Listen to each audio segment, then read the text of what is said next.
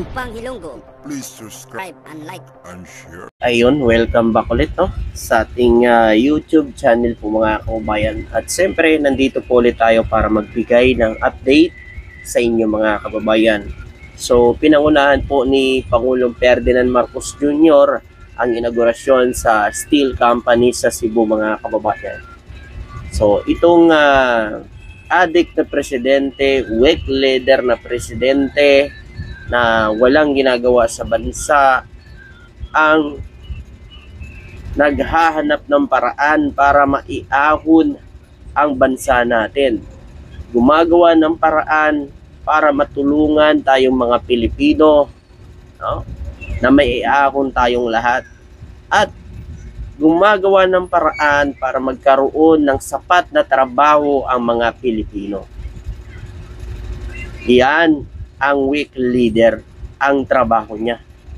No? And kasi palagi naririnig po natin sa mga galit na galit sa ating mahal na Pangulo. Weak leader, adik, bangag. No? Kahit may nagagawa, ganoon pa rin yung tingin nila. Diba?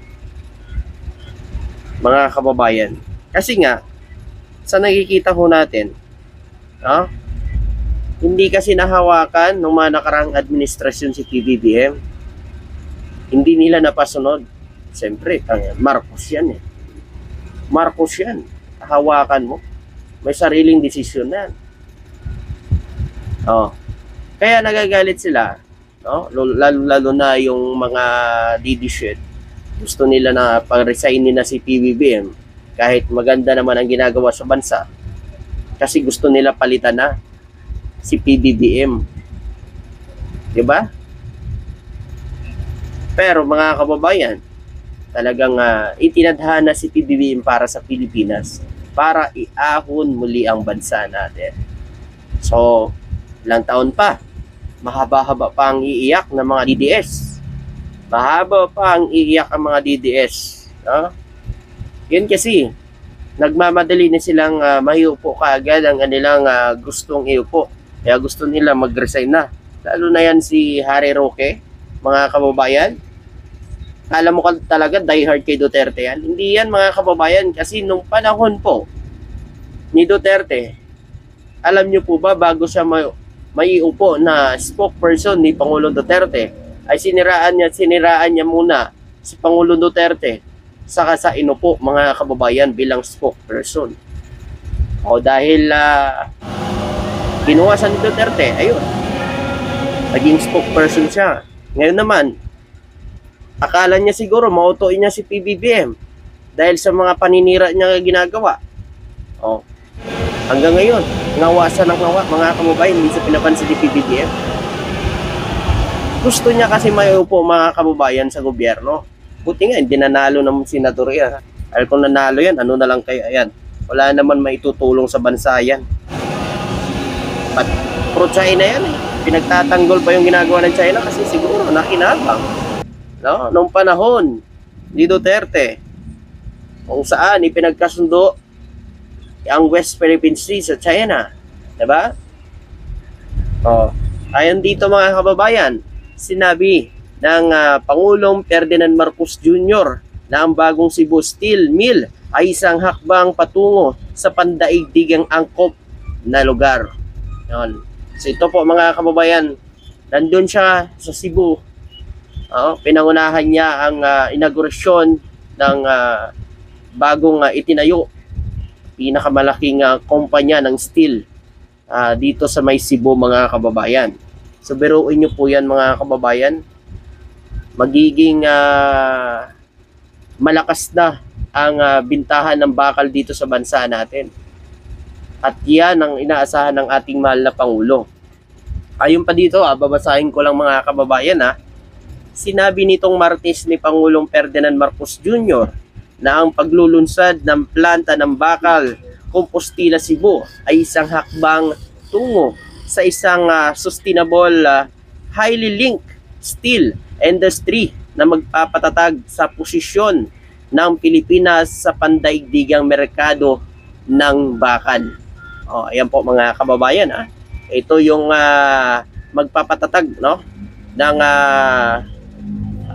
merkado ng bakal dito sa Pilipinas. Itong ang steel company na alam naman natin talaga, no, kailangan natin dito yung mga ganitong pagpapataas ng production ng bakal sa Pilipinas. Malay natin mga kababayan, ano, sa patuloy na pagpapalakas ng production ng bakal na ito ay isa din ito sa mga hakbang para makagawa ng barko ang Pilipinas.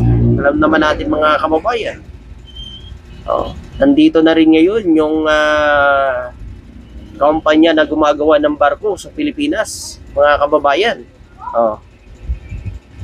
Sinabi pa ni Pangulong Ferdinand Marcos Jr. na nanguna na sa ceremonial switching upang simula ng operasyon steel mill ng Compostela Works of Steel Asia Manufacturing Corporation, ang perpektong nakaayon sa makamakilang nilagdaan na Tatak Pinoy Law ay isang batas na naglalayon bawasan ang pagdepende sa pag-import ng ating bansa at maging isang ina na industriya sa sektor ng pagmamanufaktura.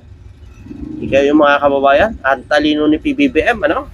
So para maiwasan ang pag-import na mga bakal, mga kababayan, siyempre, baka mamaya pagka lumakas ito mga kababayan, gagawin pa tayong exporter, no? Tayo pa mag-export sa mga iba't ibang mga bansa, mga kababayan, no?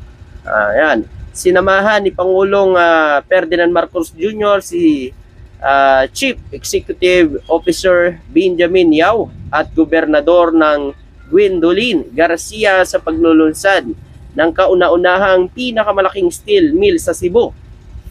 Yan mga kababayan, ha? Ayon pa dito mga kababayan, ito din, no, ay humatak, no, sa trabaho sa mga Pilipino. Ayon dito, pasasalamatan ang Steel Manufacturing Corporation para sa pagsasakatuparan ng makabagong planta ng bakal. Ito ay higit sa lahat sa pagbibigay ng makabuluhang trabaho sa 300 na tauhan sa planta na ito ay hindi kasama ang 1,500 na trabaho na maaaring mabuo sa lokal na komunidad. Biruin nyo mga kababayan, doon mismo sa lugar kung saan itinayo ang planta, no, 1,500 ang maaari na magkaroon ng trabaho ng mga Pilipino. Diba? Tapos sasabihin nyo, walang nagagawa si PBBM sa bansa natin. Ito mga kababayan, ang ginagawa ko ni PBBM, talagang gumagawa siya ng paraan kung paano matutulungan ang bansa at kung paano rin matutulungan ang mga Pilipino. Diba? Tingnan nyo, mga kababayan, kikita ang bansa, magkakaroon din ng trabaho ang mga Pilipino, tataas ang ekonomiya ng bansa. Ito naman po, maraming umiyak dito mga kababayan. Maraming umiyak sa pagbisita ng dalawang anak ni Chris Aquino sa kay First Lady. Nako mga kababayan, grabe. Ano ba ito? Sanib puwersa na ba ng Reed at Dilawan? Nako, mga kababayan, ito talaga ang unity team, pagkakaisa, di ba? Noon, alam naman natin, talagang siraan ng mga Dilawan, ang mga Marcos, siyempre. Past is past, no? Kung ano ang present ngayon, siyempre mga kababayan, kailangan tanggapin natin. Kasi siyempre, ano na yun nakalipas na yun. Hindi na ho natin maibabalik pa yun. Yun nga lang kasi ngayon, ang dating Dilawan ay ngayon sumusuporta na kay PBBM kasi nakikita na maganda naman yung pamalakan ni PBBM. Ngayon, ang dating kalyado ni PBBM, kinaaway si PBBM kasi gusto nila pababain sa pwesto. Hindi naman pwede yun, no? Ibinahagi ni First Lady Lisa Renita Marcos kung saan binisita siya ng dalawang anak ni Chris Aquino na sina Bimbi at Joshua sa tanggapan ng First Lady sa loob ng compound ng Malacanang Palace, mga kababayan. Di ba? Sa Facebook post ni First Lady Lisa Aranita Marcos, pinasalamatan nito ang pagbisita sa kanya ng mga pamangkin na yumaong Pangulo Noynoy Aquino. Ayon sa unang ginang, siya ay nalulugod sa pagbisita ng dalawang anak na aktres na si Chris Aquino na kasalukuyan nasa Amerika at nagpapagamot sa kanyang sakit. So, ayan, may sakit kasi si Chris Aquino, mga kababayan. So, ang daming umiyak dito ng mga didilis. So, ayan, ano kasi, dapat, no, outside na ang politika dito. Hindi pa eleksyon eh. Hindi pa eleksyon, mga kababayan. Ang ano natin dito, pagkakaisa. No, pagkakaisa sa bansa. Hindi na puro kayo eleksyon, puro eleksyon. Puro paninira sa gobyerno ang ginagawa ninyo. Kahit may ginagawa sa inyo, wala. O yan, iyak na naman kayo. Sana puwersa na. Dilawan at red. Ako, loyalista at saka mga dilawan, sana puwersa. Nako, iyak na naman mga didilis dito. So yun po, mga kababayan. Kayo po, ano masasabi nyo rito at makukomento nyo? Siyempre hanggang dito na lang po. Maraming salamat at magandang araw po sa inyo lahat. God bless.